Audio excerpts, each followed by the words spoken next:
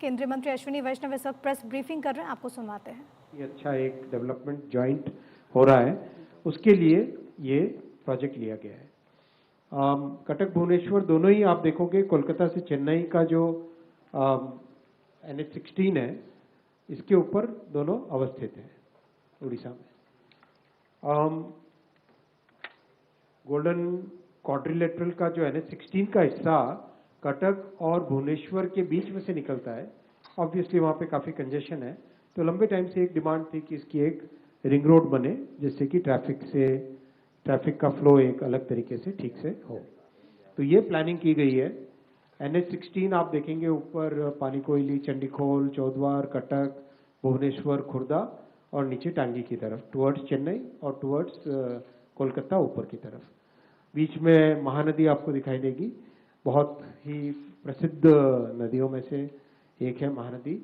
और कटक से थोड़ा सा ऊपर टांगी से लेके टुवर्ड्स आटकर लेके नीचे यहाँ पे भुवनेश्वर और खुर्दा को बाईपास करने के बाद में यहाँ पे रामेश्वर एक लोकेशन है, वहाँ पे आके ये जुड़ेगा।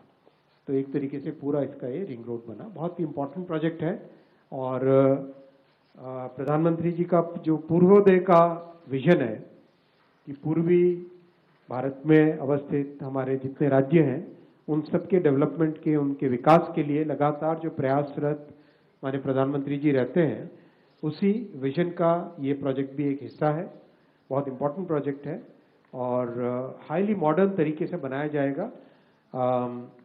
6 लेन एक्सेस कंट्रोल्ड, कंप्लीट जहाँ जहाँ जरूरत है वहाँ पे सर्विस लेन्स, प्रॉपर एक आधुनिक तरीके से इस प्रोजेक्ट को बनाया जाएगा। ये इसका दूसरा नक्शा है। ये प्रोजेक्ट करीब 111 किलोमीटर का है और 2.5 साल लगेंगे कंस्ट्रक्शन के लिए। इस प्रोजेक्ट कॉस्ट में इसकी ऑपरेशन एंड मेंटेनेंस कॉस्ट भी ली गई है। आप देख ही रहे हैं कि एसेट्स बन रही हैं लगातार, देश में इंफ्रास्ट्रक्चर की एसेट्स बन रही है, तो मेंटेनेंस के लिए भी प्रधानमंत्री जी ने कहा कि ध्यान देना चाहिए हमें। साथ ही प्रोजेक्ट को जब कंसीव करें, प्रोजेक्ट को जब बनाएं, तब से ही उसमें मेंटेनेंस का काम साथ में लेना चाहिए।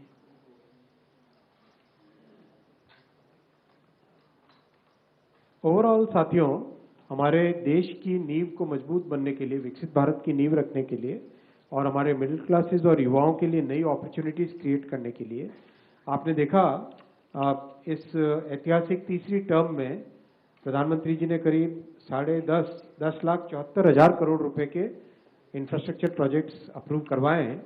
और ये आप ध्यान दीजिए इसमें थोड़ा सा कि जब कोविड के बाद में सारी दुनिया ने एक कंजम्पशन बेस्ड सॉल्यूशन ढूंढा, वहां प्रधानमंत्री जी ने इन्वेस्टमेंट बेस्ड सॉल्यूशन देखा।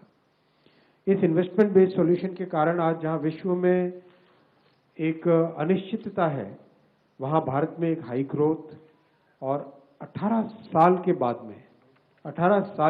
में भारत की जो सॉवरेन रेटिंग है वो इम्प्रूव हुई है, आगे बढ़ी है, अपग्रेड हुई है।